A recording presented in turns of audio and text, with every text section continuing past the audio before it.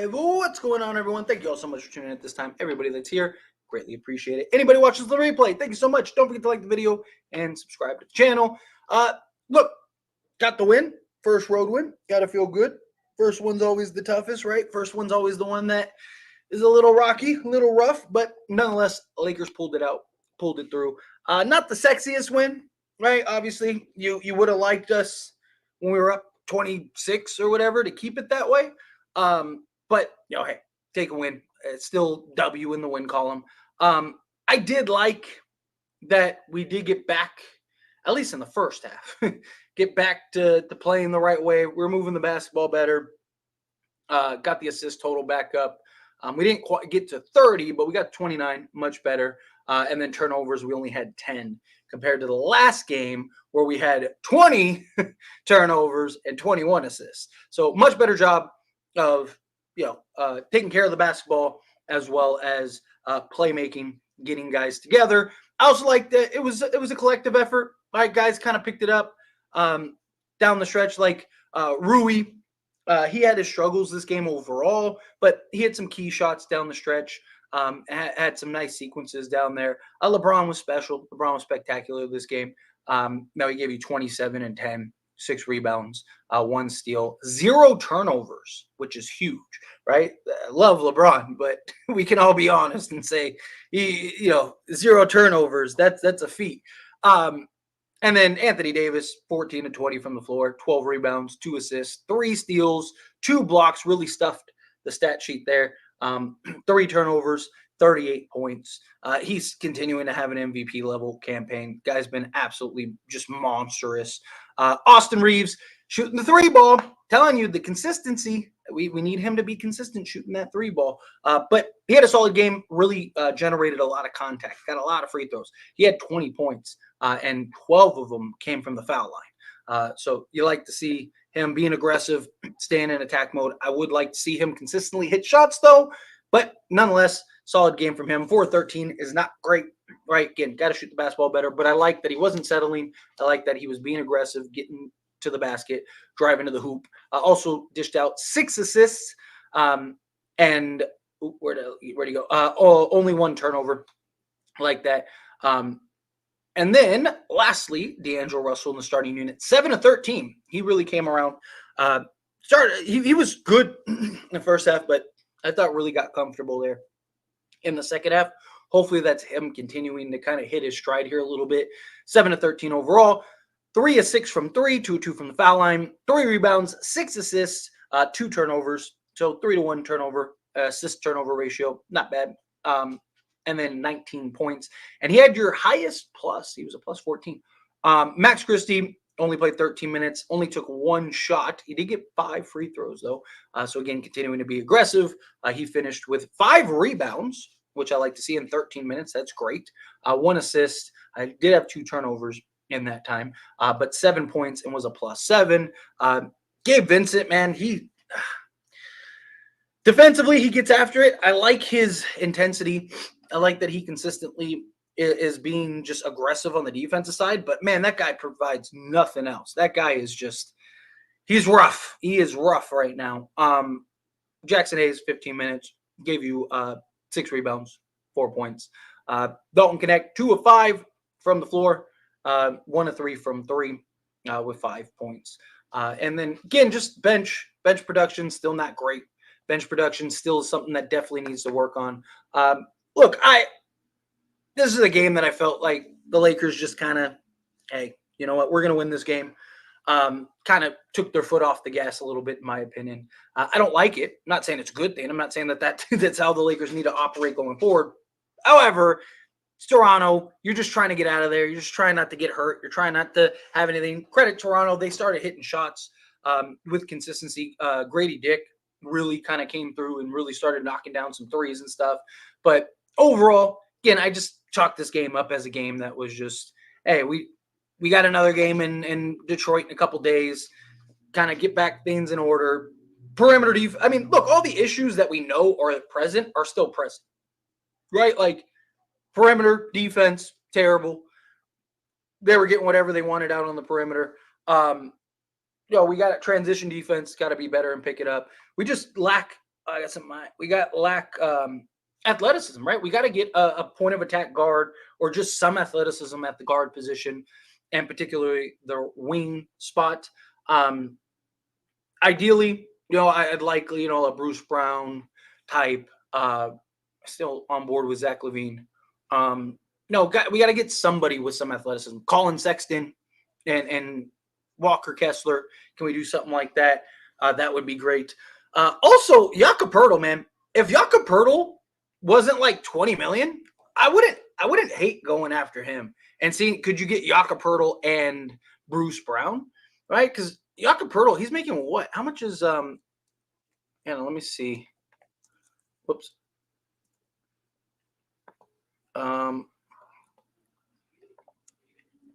Let's see.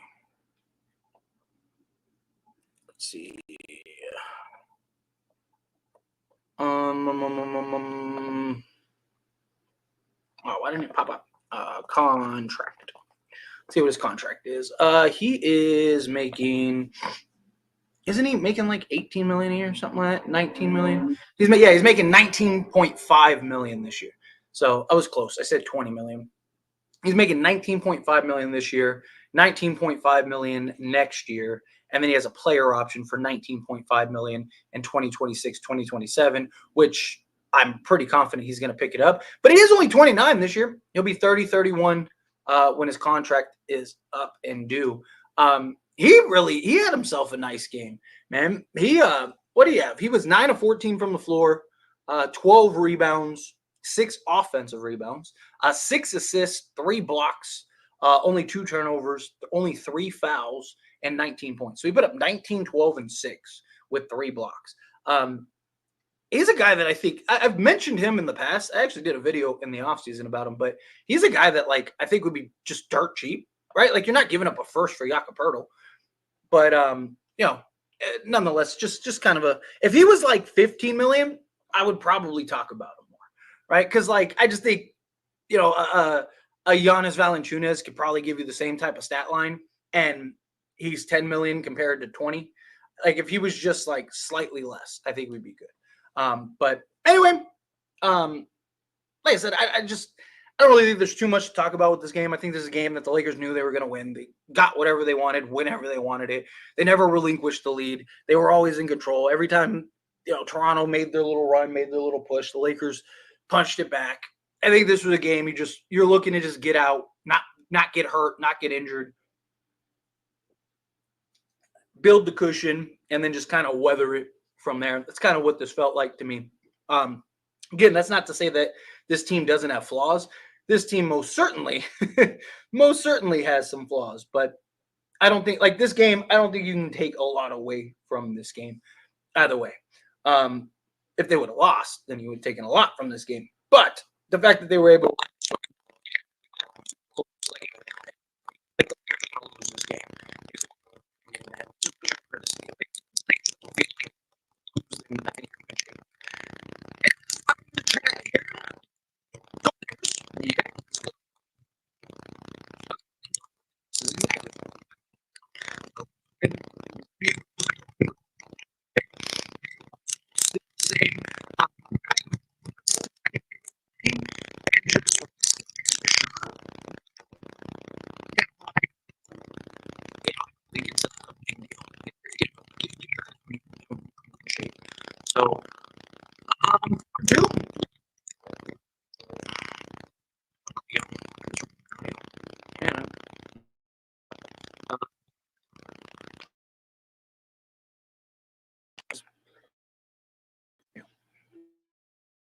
So, here, let's check audio.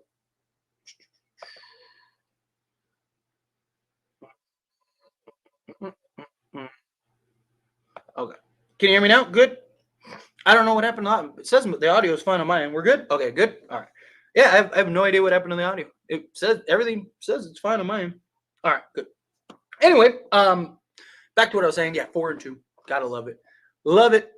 Yeah, that was an ugly win. It was an ugly win, but take an ugly win. Nonetheless, a win. Hey, what's going on, Daniel? Appreciate you being here. Hey, my boy, do you play 2K? I do not. I know a lot of people really, really want me to play 2K. I am terrible at video games. I've never really been a big gamer ever. I've had people be like, "Oh, dude, you got to get on 2K." I know like a lot of people. I've even had people say like, "Oh, you got to get like a 2K channel or something like that." And I'm probably the worst gamer in the world. Like terrible because I just never play video games and I just don't have the time, right? Like it's really time consuming. Like between being a father of 5, having several YouTube channels, if I'm not working, I'm spending time with my family or sleeping. Like that's pretty much my life. Um, you know, I don't know if I ever can get some time at some point. If I get big enough to where I can like afford to take time off, then maybe I'll start a 2K channel. But I appreciate you nonetheless. A win is a win, exactly. Played with our food too much tonight. Exactly. That's exactly how I feel about it too. I think the Lakers just kind of took their foot off the gas, got the lead, and then they just looked at it as like, hey, let's just make sure we just weather the storm. Don't get hurt. Play within the game, and let's go. Well, 41 free throw attempts. How it's ridiculous how much. Again, one team being aggressive. These kind of comments are always so funny because it just shows either you didn't watch the game or you're completely ignorant to the game of basketball. There's literally only two options. Either you are entirely clueless of how the game works. One team is aggressive, the other team isn't. One team takes 43s, the other team doesn't. Toronto took, let's see, how many threes did Toronto take? Toronto took 35 threes, right? And was not aggressive. Also, they're a young team that's missing several of their key defensive pieces. Defend without fouling again, but it's all right. You're always going to have the IQ is shown in the comments, right? Let's see. We know D'Lo won't be consistent for the next 77 games. I don't know. I mean, D'Lo was incredibly consistent last year. D'Lo was very consistent last year. Right? Reeves was the one that was a roller coaster, and he's been a roller coaster thus far. I said it in the last 3, with the 3 games where he shot like 70% from 3. I said, is he going to have another 3-game stretch where he shot terrible? Because that's what he did last year.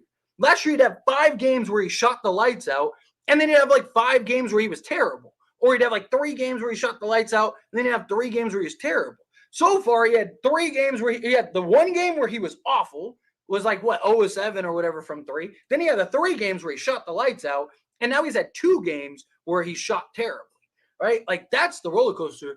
D'Lo last year started off in the beginning, the first like 20 games, he was terrible. He was like 31% from 3. He was struggling mightily, and then just flipped that switch, and then he was good. I'm not talking about playoffs, I'm talking about the regular season.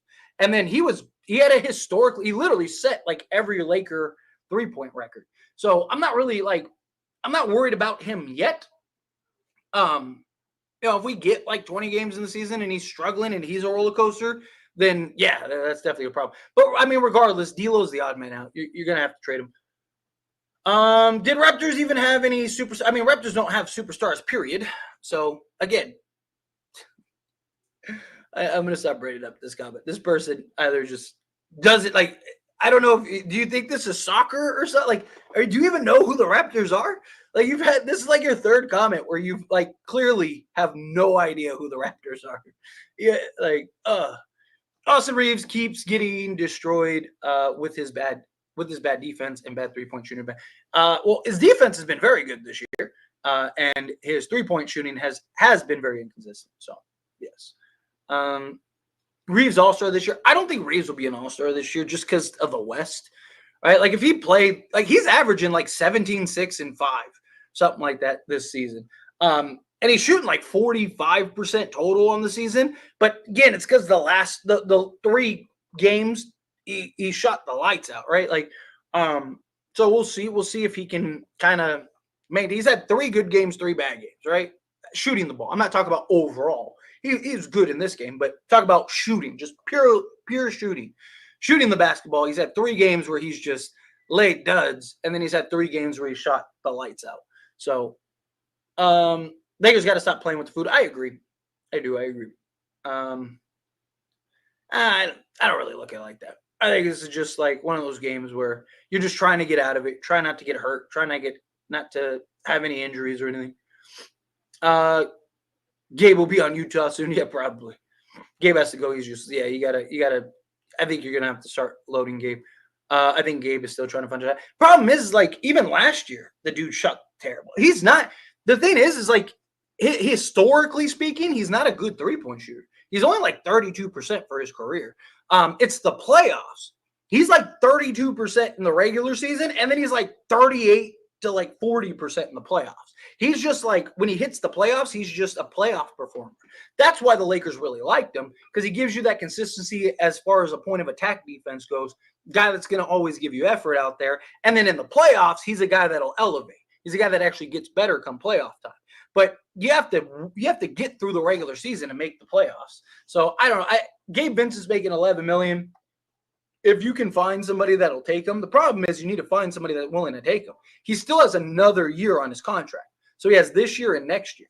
So you have to have a team that's willing to take on his $11 million. You got to remember, Lakers cannot send out more or cannot take back more salary. Usually a contract like that, a team is like, okay, I got a guy that's making $14 million next year. You have Gabe Vincent who's making $11 million next year. Let's like swap those guys as an incentive. So, but picks and stuff like that obviously would be involved. So, I really think we should give Olivari some run out there. If he plays well, the front office feel a bit more comfortable dealing with Vincent. But the problem is like, where does he slot in right now? And I know people are like, over Vincent or over, Christie or anything like that. Well, you also, like, if they just get phased out, who's taking him? Right? Like, if Gabe Vincent, even though he's not shooting well, at least he's playing competent defense. His playoff history, right? Like, a team might go, hey, man, we could really use some defense off the bench, or kind of use that guy for just a vet experience, right? Look at a team like Houston, right? They like vet guy. I'm not saying to trade with them, but I'm just saying, like, you get one of these young teams that are like, Gabe Vincent with this playoff experience, with that, maybe we can bring him in. He's only got one more year under his contract. If you just don't play Gabe Vincent anymore, no one's going to trade for him, right? We got to keep stuff like that in mind also, right? So it's just kind of things to keep in mind. Let's see. Yeah, AR is fine. It's literally my only concern with AR is just the inconsistency shooting. But like I've talked about, defensively, he's been very good. He's been rebounding the hell out of the basketball, right? Can we give it up one time for Reeves and his rebounding? He's really been rebounding the basketball very well this season overall. Been good defensively. He's been rebounding well. He's been very aggressive. Like I said, he's averaging like 17 points this season. So he's giving you that. He's giving you like 17, 6 rebounds, 5 assists. Right? He's giving you like 1.5 steals. The guy's doing a little bit of everything out there, right? It's just my only criticism is his inconsistency shooting the 3 ball. And the reason it's frustrating is because we need that, because it opens everything up, right? It's what I've talked about. When Reeves is hitting threes, it makes things easier for him. It makes things easier for the team, because now teams have to close out harder. And he's really good at attacking closeouts, getting to the teeth of the defense, elevating, rising over the top, creating contact, all of those things. But I do like that he's not settling. I do like when his shot isn't falling, he continues to play well and move the ball. Gabe is the latest example of a player coming to the Lakers and forgetting how to shoot. See, but I don't think that's the case, because, again, Gabe Vincent, even in the year that Miami went to the finals, he only shot like 33% from 3, right? Like, he's not a guy that is he's never been a good 3-point shooter. Let me see. For his career, he's only like 32%. So, let's see. So that year with Miami, he shot 33.4%. His best shooting season was 2021-2022, in which he shot 36.8%. He shot is in order. 22%, 30 will be nice, round up, 31%, 60 or 36%, or will be nice, round up, 37%, 33%, 11%, And so far this year, he's shooting 25%. So he's never been like, this isn't a case of he came to the Lakers and forgot how to shoot. He's never been a good shooter, period. He's never been a guy that shot well. He wasn't brought here for his shooting. He was brought here for, one, his defense and to be that point of attack and give you something different besides Austin Reeves and D'Angelo Russell. And then lastly, his playoff performance. He's a guy that is, every time he's in the playoffs, he becomes a different player, right? So if you look at his, let me bring up the stats again. Like if you look up his playoff stats, right? So as I mentioned, he is in the playoffs. He's in order 50% from three. Then he shot 31% one year, but then he shot 38% that year on the finals run and averaged 13 points. He basically doubled his point total, doubled his assists, basically doubled everything across the board, right? So he's a guy that's looked at as like regular season, he's going to give you hard-nosed defense. He's going to be a point of attack. He's going to do, kind of the things that you need that D'Lo and Reeves don't provide. A guy that slots alongside guys, but it's more so of like the idea is like come playoff time, he's a guy that's going to elevate and actually be better rather than like a guy like D'Lo who gets worse. So, yes, we get 2 days off. Let's see what else. Tyler, if the Raptors had Scottie Barnes, Bruce Brown, and quickly, Raptors would have won easily.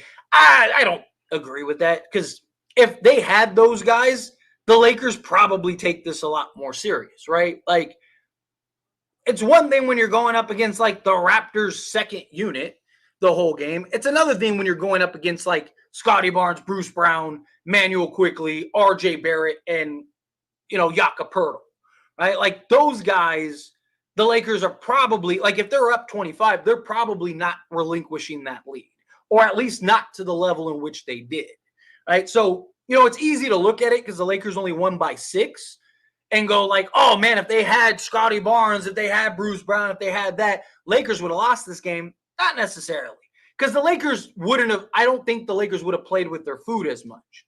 Right? Because, again, Scottie Barnes is the guy to go get you 30. Right? Bruce Brown, quickly. They're guys that can play defense and do things. Right? I just, it's different when, the stars are playing. Right? Like, same thing like with like teams are, if you don't have LeBron and AD for a night, teams aren't as worried, right?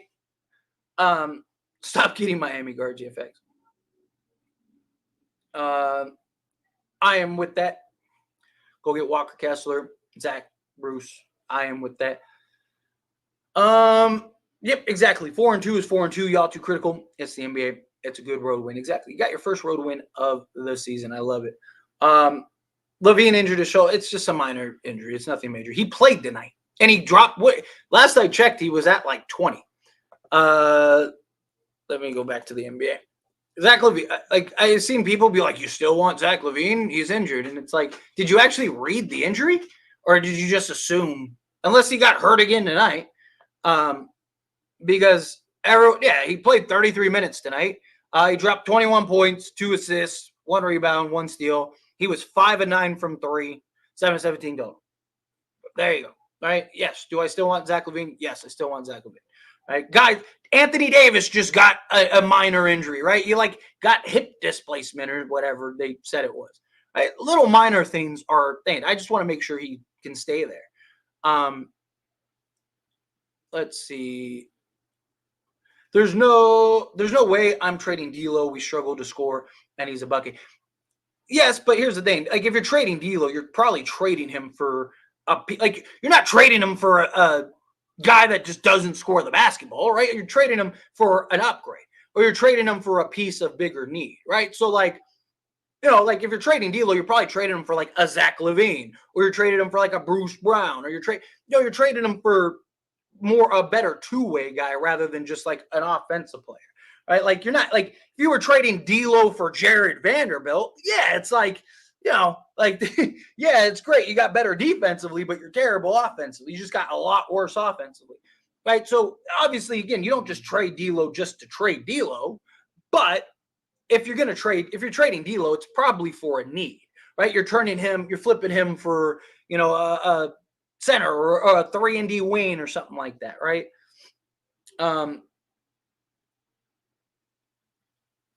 LaVine isn't hurt. Again, it's just a little nagging thing. Just like AD got one, Reeves has one. You're gonna get them. It's part of the NBA, right? Guys roll their ankles, guys tweak step on their foot. There's a million things. Let's see. Oh, all the give me a minute. Let me get through all the mic comments, which I appreciate. Everyone, let me know that. 10 and a half heart attacks per game, over or under for the Knicks. I think the Lakers will handle business next game. I mean, again, I think this was a game where the Lakers just got so far ahead, they just kind of coasted. They were just like, just maintain, just make sure you don't lose the lead. Also love the haircut, Tyler. Thank you. I appreciate that. I usually have it. I usually have my haircut. My hair was like a little wider before because I slicked back. Now it's like side thing. It's just like touched up because of the wedding and everything. But usually I wear the hat because I'm lazy and I don't want to like do the hair. I just want to like wear the hat and be lazy because I'm home all day, doing work and making videos and doing live streams and stuff like that. So, usually it's just laziness, but I already had the hair done and everything like that. And I was like, I should probably start like being more presentable.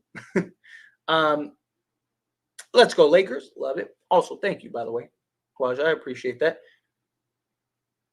A win is a win. Exactly.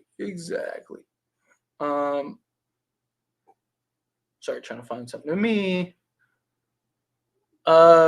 Keep it up and close road trip. Yes, agreed. Gotta handle business against the Pistons, and then after you handle business against the Pistons, the Grizzly game. The Grizzly game is going to be the one that's the test, right? Grizzly game is going to be the one that we're going to find out, right? I said that they would go 3-2 on the road trip, right? So as long as they win the next two. Yeah, no hat today. I'm sorry for the disappointment. I appreciate you. It was pretty. It was not pretty, but it's still a win no matter what. Let's go Lakers, and Dodgers are champs. Yes, facts. I'm right there with you.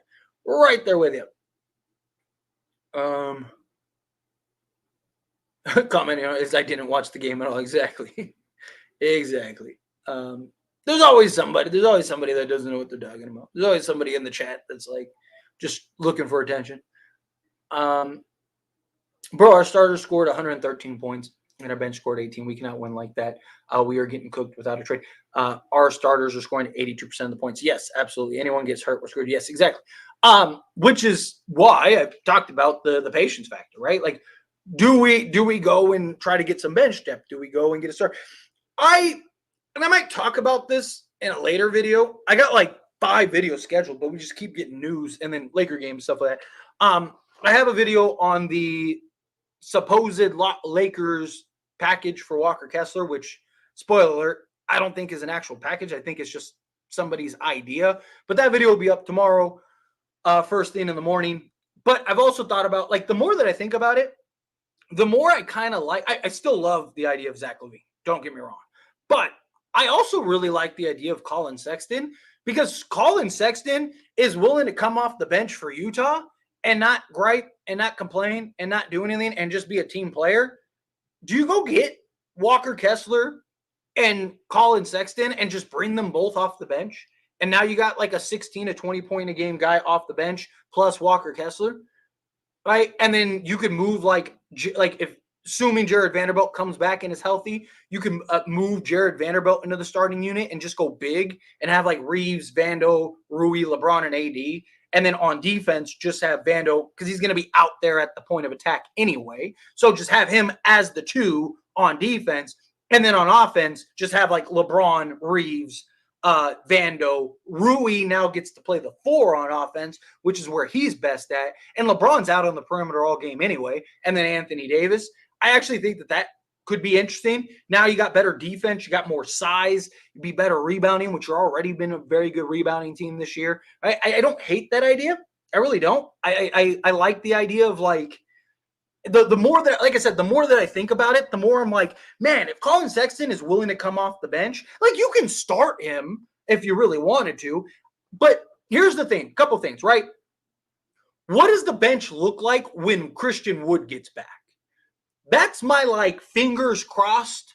Hopefully it fixes the bench because Christian Wood is a proven 17-6 guy off the bench, right? Like he did it for several teams where he can come off the bench and give you 17 points a night. So my hope is that one, over the next like 20 games, Dalton Knecht gets more comfortable, gets more of a rhythm, more of a flow. Max Christie, who I thought had a really good game this game, get more in a flow, get more in a rhythm. Christian Wood comes back, and then he starts getting into his rhythm, his flow, and he starts giving us, let's say not 17, let's say 12, right? But if you have him giving us 12, let's say Knecht giving us 10 and Christie giving us 10, well, then there you go. Now you're middle of the pack as far as, bench production goes. But you're a top 5, top 3. I think they're second or third overall in starting bench or starting points. So now you're one of the best starting unit scoring units, and then now you're like middle of the pack bench, which is all you need because your starters are so good. That's like my hope, right? That's my like fingers crossed.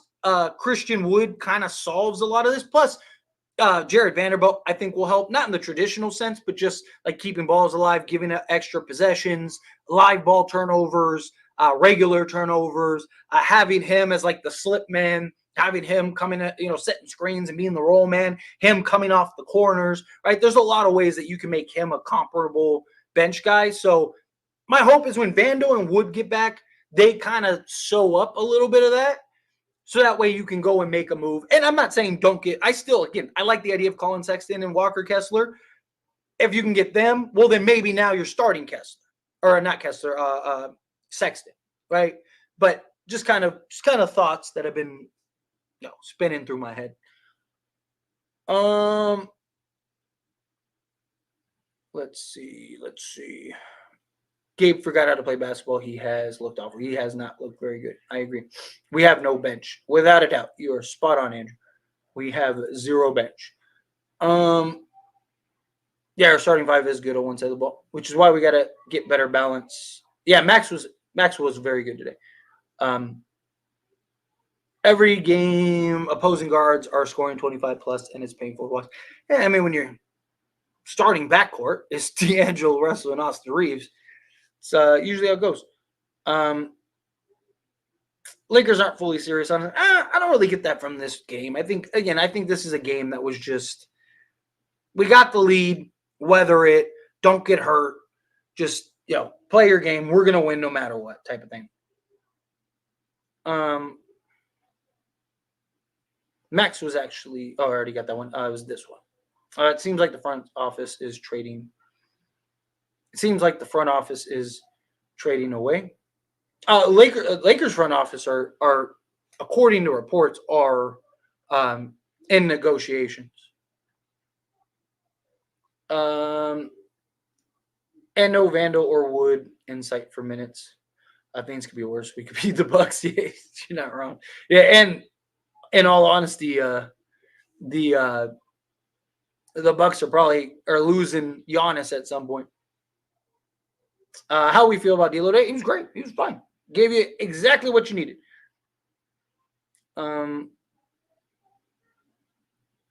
Let's see.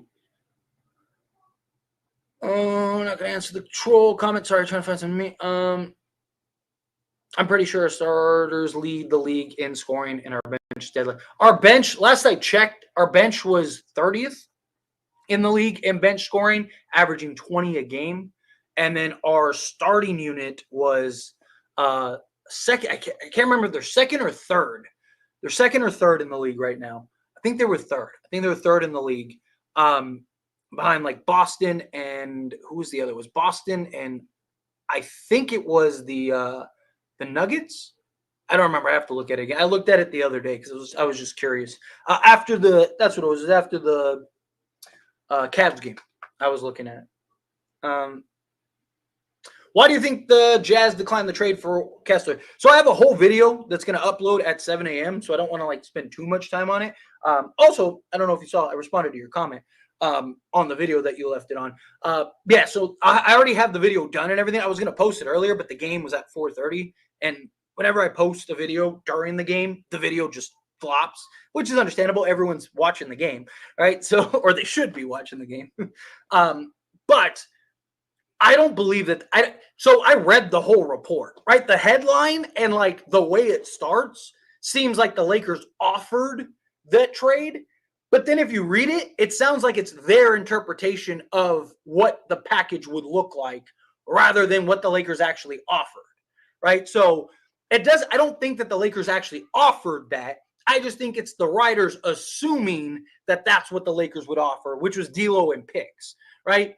If I'm the Jazz, that makes no sense, right? Like it doesn't make sense for the Lakers, right? So again, I have a full video like breaking it down and explaining why it doesn't make sense for the Jazz and why it doesn't make sense for the Lakers, because it makes, if that's D'Lo, if it makes zero sense for either side, right? And I know people might think like, oh, D'Lo's an expiring contract, but Utah would still be taking on $15 million.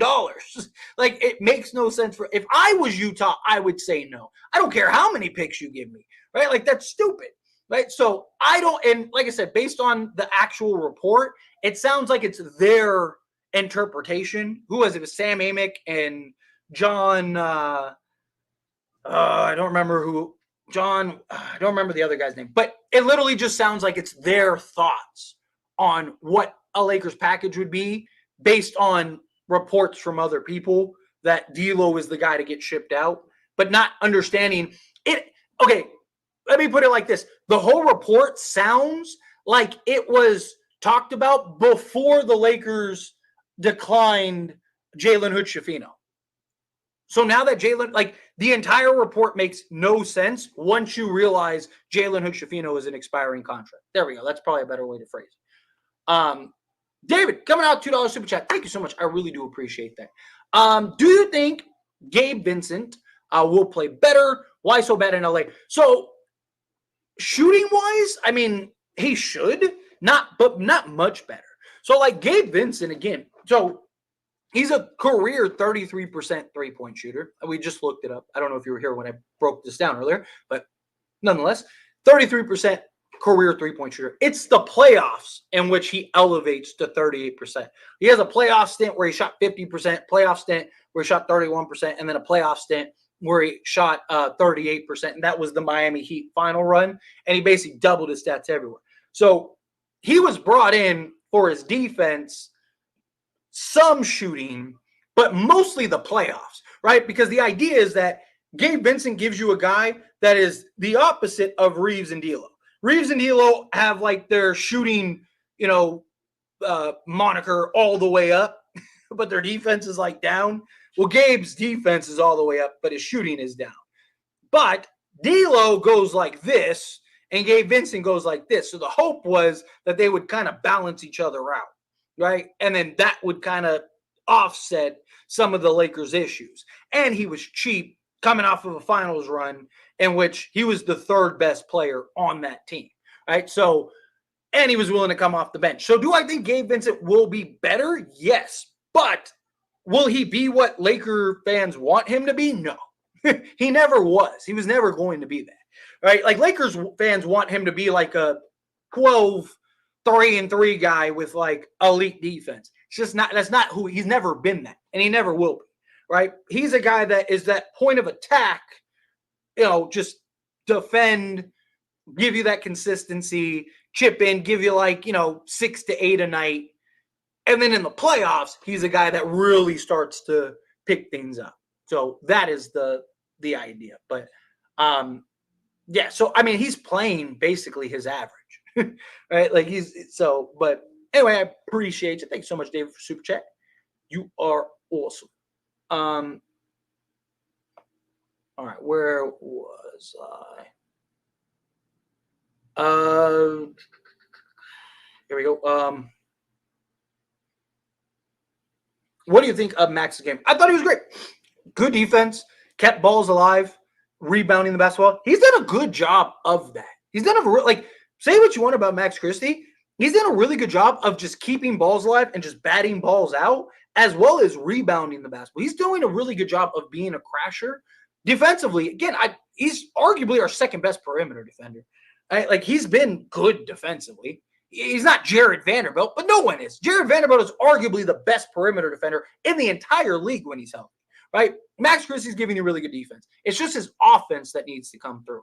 But it's his first year. He went from, hey, we're not going to play you ever, or if we do, it's going to be in inconsistent minutes, inconsistent role. You're going to have no real role. You're going to have nothing, to we need you to be the sixth best player on this team every night. It's going to be a process with him.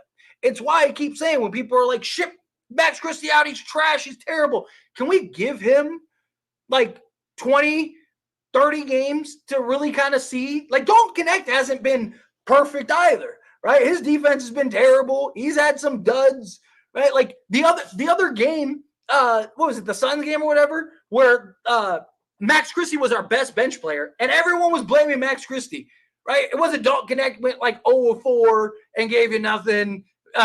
Jackson Hayes gave you nothing. It was Max Christie is trash. And it's like, he shot well. He stuffed the stat sheet. Yeah, was he out of position at times? Did he have some miscues? Yeah. Like, is he perfect player? No.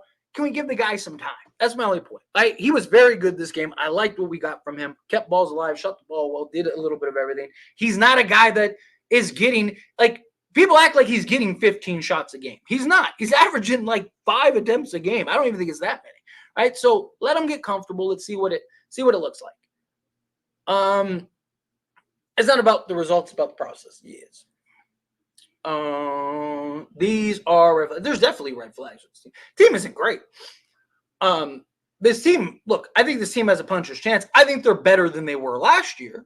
Like, I think that is without saying. I just think that they're more efficient than they were last year. But this team has always had issues.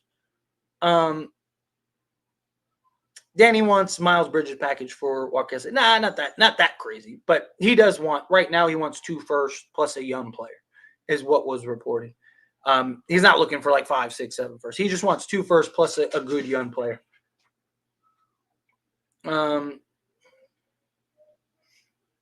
Tyler looks like Matt Eberfluff. I don't know who that is, but I'm assuming he's a very attractive man. Bottom line is we still need a competent big. Yes, agreed. Lakers were at the best when AD was at the 4. Let's see. The only thing good is that we won. Let's get home healthy. Yes, agreed. Zach LaVine, Torrey Craig, and Walker Kessler. Agreed. I still really like that. Or Ayo. I've seen people throw out like, hey, what about Ayo? I would love to go get him if we can. I don't know if Chicago would trade him. Maybe if you throw in a first, which I wouldn't mind because he's like, 23 or something like that. And you're getting Zach LaVine. So maybe if you get a young guy, and then if you could throw a first for Kessler, I would do that in a heartbeat. I don't mind Sexton either. Like I said, the more that I think about Sexton and Kessler, the more that I like it.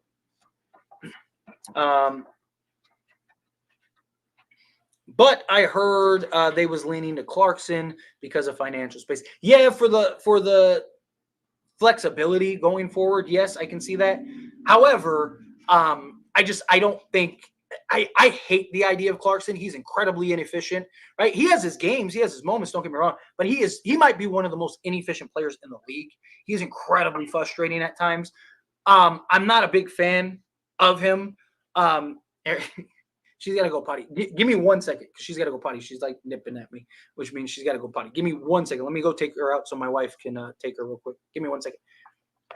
Ooh.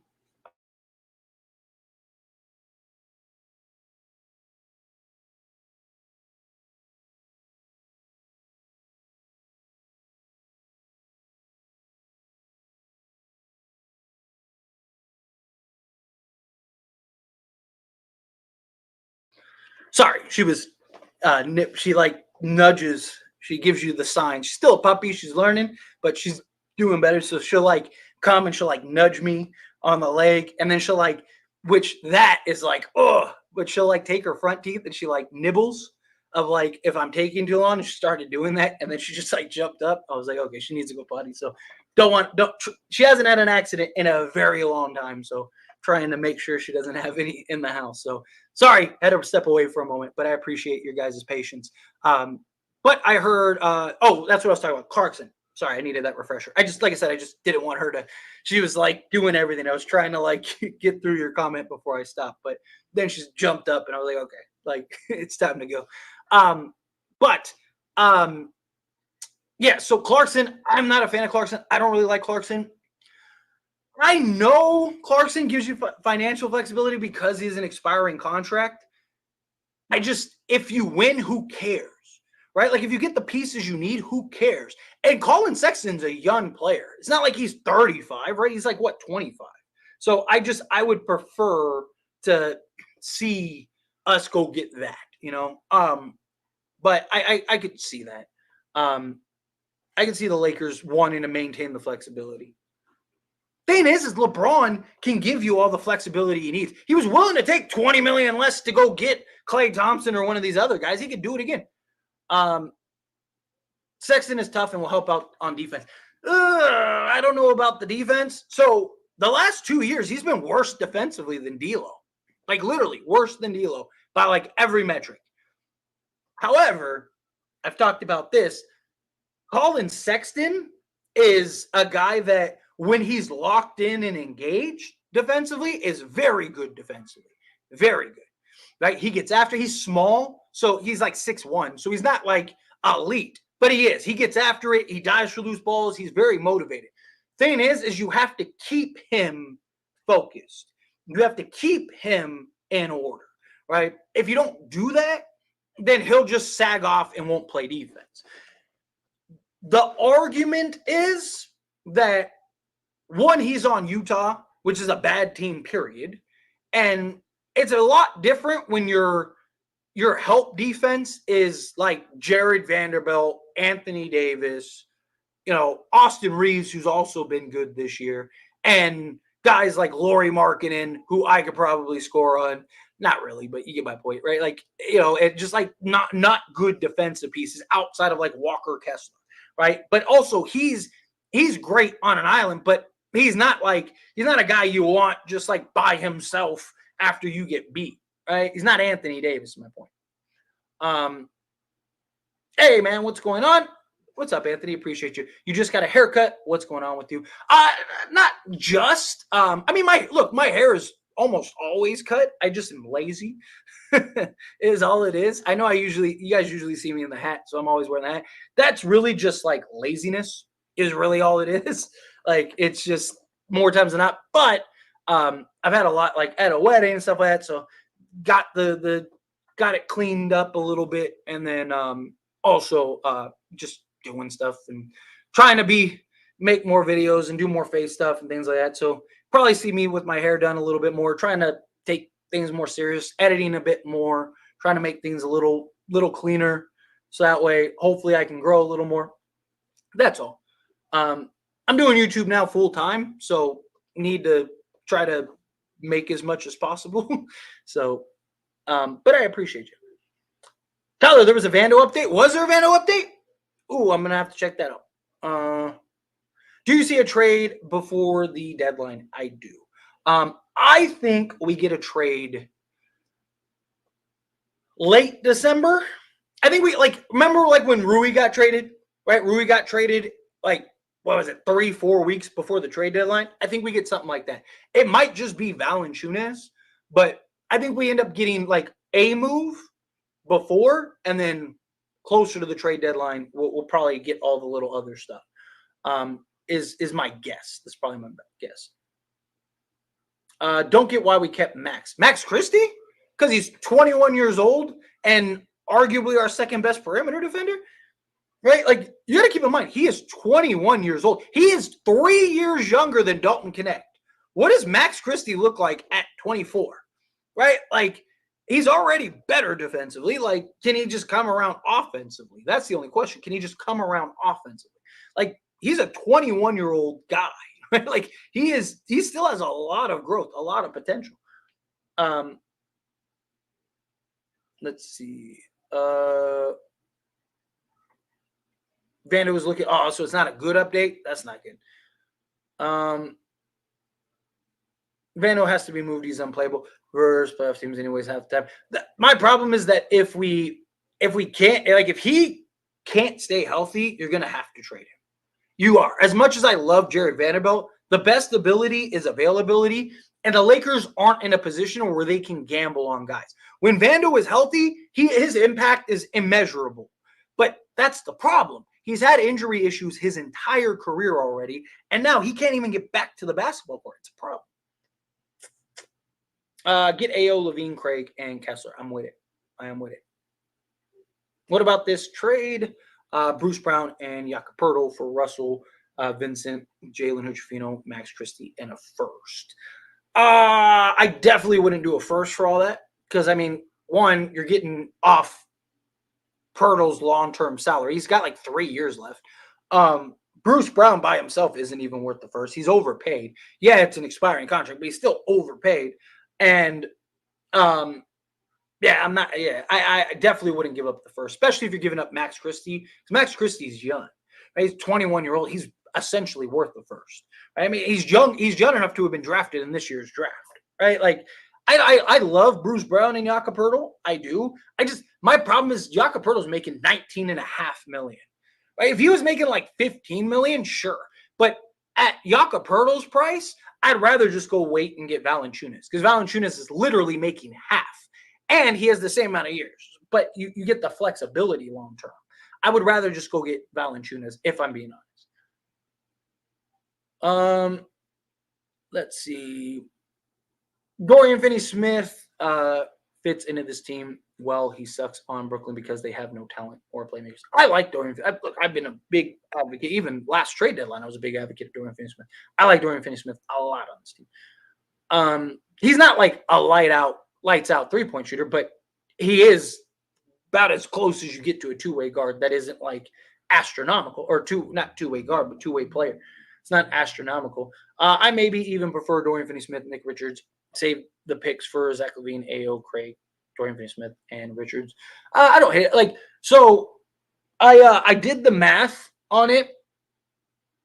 You can get Dorian Finney-Smith, Zach LaVine, and Walker Kessler and still be able to round out your roster.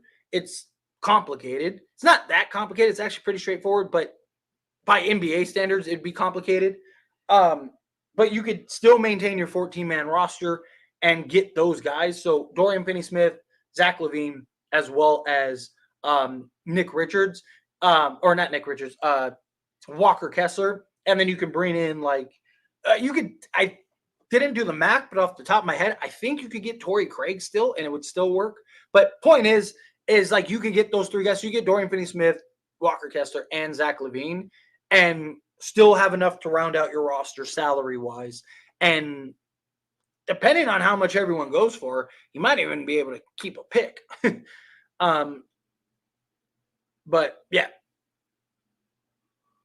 Yeah, he's insane price-wise right now. He's very overpriced. I think that'll come down at some point. I do. I think it'll come down at some point.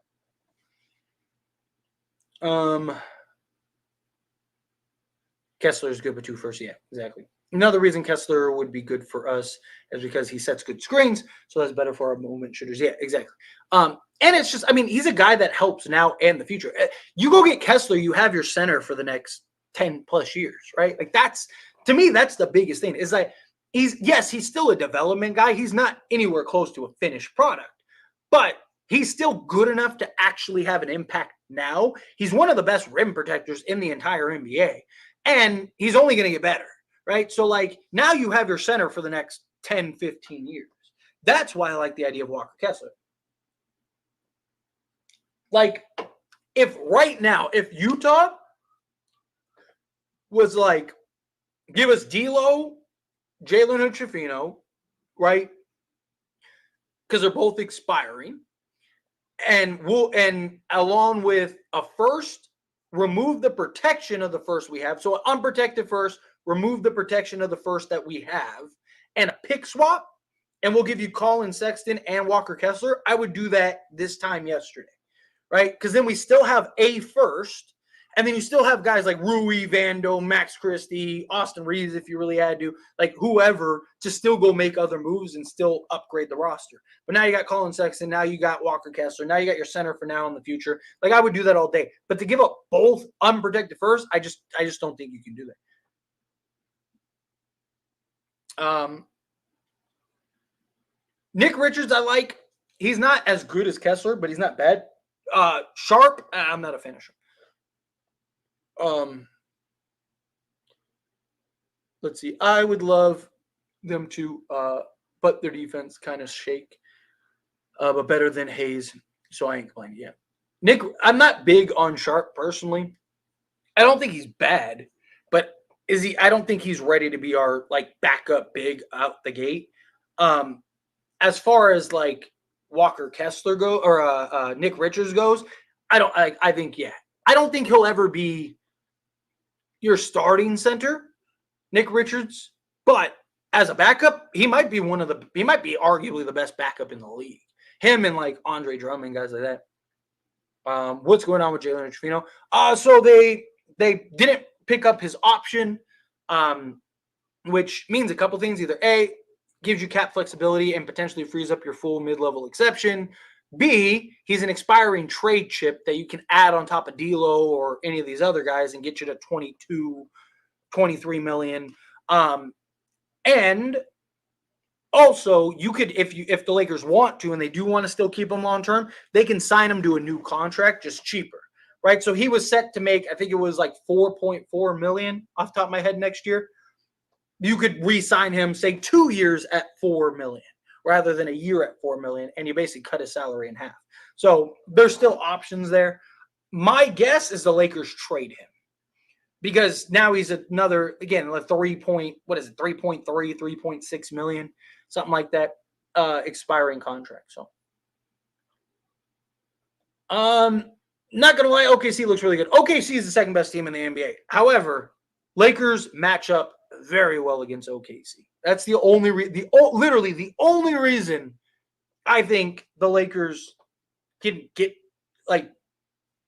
to the finals, even if they have to play as OKC, is because OKC, like Lakers are a tough matchup for OKC. Tough. I'd give my left arm for Jonathan Isaac. Jonathan Isaac is great.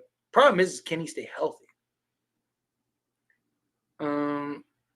Tyler, you have 5 kids for real? I do. That I do. Yes, that I do. I do.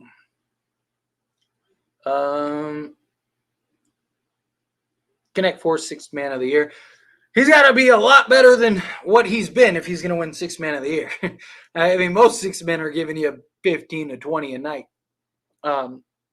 So he's a little ways. However, I wouldn't rule it out. Rookie of the year, he's like leading all rookies in points scored. So rookie of the year, I don't rule out rookie of the year. 6th man of the year, there's several guys that are just probably going to be better than him, which is fine. He's a rookie, right? Like you don't expect it. I would love to see once he gets comfortable, right? Because you got to keep in mind this is like our 6th game, right? Like this is what I keep telling people. Like let him get his licks. Like let him get his opportunity. Right? We got to be patient with Dalton Connect. He is an incredible shooter, movement shooter, can come off of pin downs, all of it, right? He's great. I love what you get from Dalton Connect. Once he really learns the game and he starts getting that feel and he understands like positioning and how to better come off of those screens, how to better, get to his spots on the floor. Trust, he's gonna be tough. He's gonna be tough. So stay patient with Connect 4. If I'm the honest broker here. Try to be honest, right? 6th man, I don't see. Rookie of the year, however, I do think is a possibility. I definitely could see that. Apparently, Lakers almost traded Russell for Walker Kessler. No. So, again, I touched on it earlier. I have a full video coming out tomorrow at 7 a.m. I already have it. It's already done. It's already recorded. I was going to post it earlier, but then I realized the Laker game was at 4:30. No, so when you read the full article, And you don't just, it's just like the headline makes it seem, and like the first paragraph makes it seem like the Lakers offered that. One, the article looks like it was written before Jalen Hood-Schifino got his option declined. And two, it sounds like it's Sam Amick and John, I can't remember who his last name, sounds like it's their interpretation of the situation. It doesn't sound like it's what the Lakers actually offered, because it makes no sense. Like they wanted it was D'Lo and multiple draft picks for Walker Kessler. It makes no sense for Utah. It makes no sense for the Lakers. Zero. Because it's not like you free up a roster spot. It literally, you still are filled up. Yeah, sure, you could waive guys, but at that point, you might as well just give Utah a second to take on Jackson Hayes or something like that, and Utah might actually do it. I'm telling you, it's a fool's gold article. It is. It's nonsense. It makes zero, like if you really think about it, and again, I break it all down in the video, so I don't want to spend 20 minutes on it, but if you just think of it logically, one, you get why Utah would do it, and two, it doesn't make sense why the Lakers would offer it, right? I'm not saying the Lakers won't trade D'Lo, but you're not trading your best tradable asset because he's an expiring $18.5 million contract for a $3 million guy. It's not. Like, if you read the full article, Sam Amick and them, it sounds like they're giving their opinion on what they think the trade would look like, not actually what the trade is. So it is. It's. I'm telling you, read the article and you'll be like, yeah, this never happened. Is Colin Sexton even good at point of attack? He is when he's engaged. Problem is getting him focused. Also, though, he is a guy that is willing to come off the bench. That's the key too. Think Lakers are going to develop Christian Koloko? Yeah, 100%. He's not going anywhere. I don't know how much he plays this year because he's still got to ramp up. He's going to spend some time in the G League. Maybe they bring him in at some point, right? If they, like, let's say the Lakers clear a roster spot, I could see them bringing him in. One, just to sign him hopefully long-term cheap, right? Maybe you can get him on like a 4-year, $12 million deal or something like that, or 4 years, $16 million, right? Where like you're kind of taking a gamble on him, but like a reasonable gamble. I can see something like that. But yeah, I think Christian Koloko will probably be the development center for the future. Let's see. Would you trade Russell for Sexton from the Jazz? Yes, I would. I wouldn't trade them straight up, but if you can get Kessler in the deal, yes. The only reason I wouldn't trade Sexton for Russell straight up is because it's too much of a lateral move, right? And D'Lo will be easier to trade than Sexton because D'Lo's an expiring contract. And once you get to the trade deadline, he'll be absolute gold because of the new CBA. The new CBA, Russell Westbrook turned out to be gold, and everyone said that he wouldn't be, and he did. Look at what the Lakers were able to do during that trade deadline, right? Imagine what you could do with D'Lo, who's not $40 million, right? So I wouldn't do it. Just like if they said, hey, we'll swap D'Lo for Sexton. No, I wouldn't do it, right? Sexton gives you the same level of production. When he's engaged, gives you better defense, and he gives you better just athleticism and point and rim pressure. But again, you need more than just Sexton, right? Like Sexton, like if you took D'Lo off of this team and put Sexton in, maybe we're a little better, but not enough to where it matters, right? The prize is, to me, is Kessler, and you use Sexton as your like leverage point, right? So if I'm Rob Pelinka, I'm going like, hey, you guys are the worst team in the league. Wouldn't you love to clear some salary space? And Lauri Markkanen is going to be a max next year, right? So you really need to clear some salary space. So we'll do you a favor, right? We'll give you D'Lo, who's expiring, and we'll give you Jalen Hood-Schifino, who's expiring, and you can keep him. Or you can trade him, or you can sell him, or you can let them walk. You can do whatever you want with them, but they're expiring. Now you have more flexibility. We'll take Colin Sexton, who has another full year on his contract, and we'll take Walker Kessler, who's going to need another contract. Boom, we're win-win. So, yeah, that's what it is. Let's see, what else?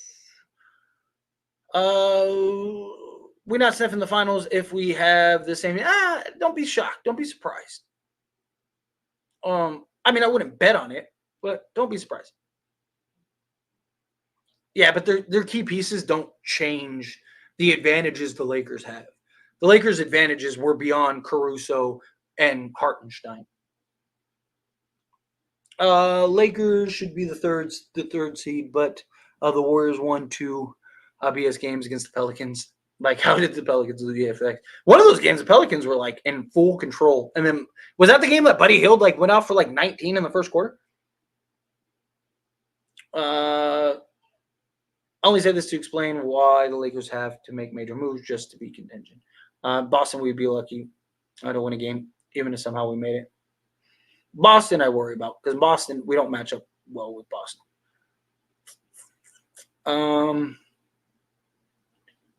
I wouldn't be mad at Connect starting and Rui leading the second game. Problem is, Connect's not there yet.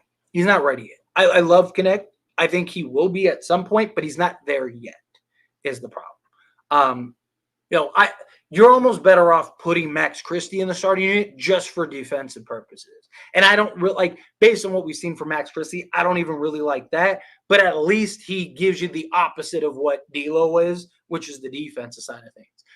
I just Dalton Connect, I like, and I do think he will get there at some point. Just right now, I don't think he's there personally. I reckon Lakers will trade Christian Wood for Kessler.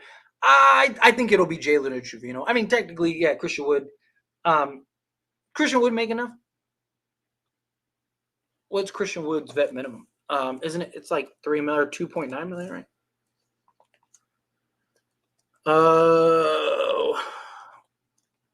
I know Christian Wood is either like right there or he's close.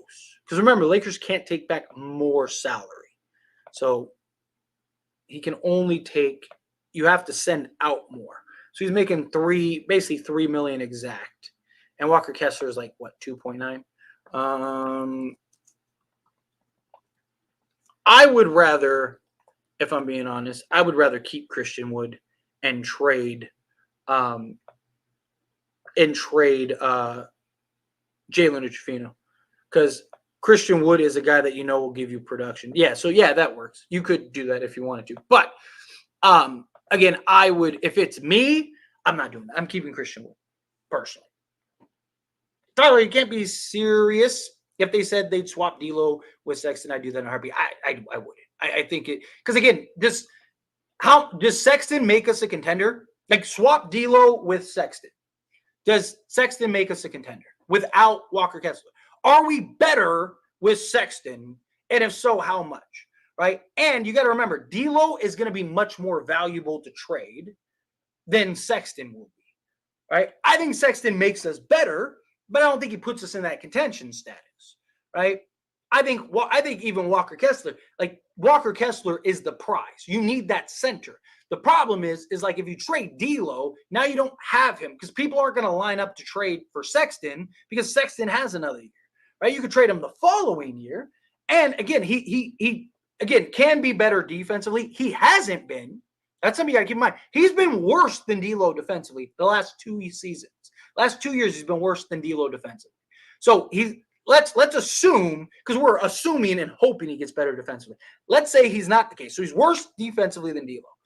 He gives you the same level of production, yes, on the offensive end. So let's say that's a wash, but he does give you better rim pressure and athleticism, which is where the value is. I love that value. But it's not enough value to now raise the ceiling for the Lakers to where you need it to go. It's a lateral move. It is. It's a lateral move where the idea is you're hoping to take D'Lo plus picks to get an upgraded move rather than a lateral move.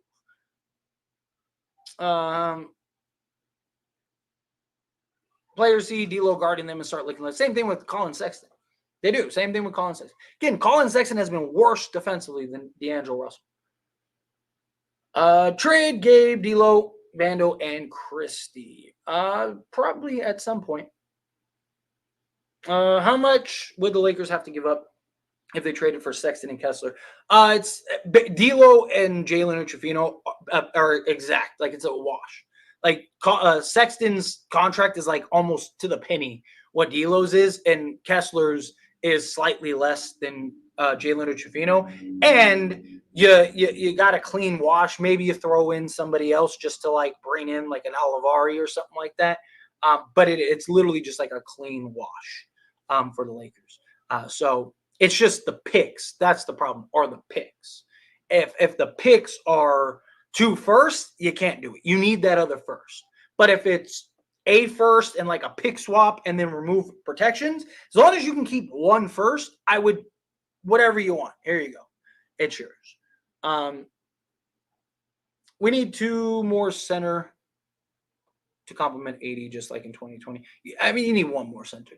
Because again, just like you saw in 2020, Anthony Davis closed games at center position, and LeBron's older. The reason Anthony Davis is playing center is not because of Anthony Davis, not because we don't have a center. It's because we don't have a. It's because LeBron has to play power forward. LeBron literally that's what he wants. So they're not gonna, even if they get 2 centers, only one of them is gonna play, or they're just gonna split their minutes. Lakers were at their best when AD was there. Also, Anthony, you got to remember, Anthony Davis in the bubble shot 38% from 3. He's not even sniffing that the last 3 years. Look what happened on the Cavs game. We got exposed on second chance points. Yeah, that was a lot of effort. Lakers just effort was terrible. I'm not saying that you don't get, like, if you get a Kessler, that solves a lot of it. Imagine the front court of Kessler at the 5 and 80 at the 4. Championship there, I reckon. Yeah.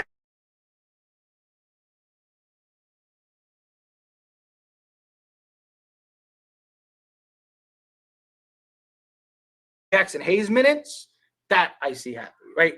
If you get Walker Kessler, he's probably playing 25 minutes a game at the center position. That's probably how it goes. And then for those matchups that you need, right? Once you get to playoff series, maybe you do that. But during the regular season, they're not going to do that. Maybe once you get to the playoffs, right? Say you play Denver in the first round, then maybe LeBron's like, all right, I'll play the 3. But for the 80 games or whatever you're going to play in the regular season, that's not going to happen. They're not going to do that. But anyway, I got to the end of the stream. I got to the end of the chat. I'm going to skate on out of here, get some videos up for all of you tomorrow. I really appreciate you guys. Thank you so much for hanging out with me. I greatly appreciate it. David, thank you so much for the super chat. I really do appreciate it. Everyone that just hung out with me, thank you. Make sure to hit that like button. Hit that subscribe button on the way out if you haven't yet. And let's we got a couple days till the Detroit game, so let's pull this out. And then let's go be 5-2. But I'll see you all in the next one.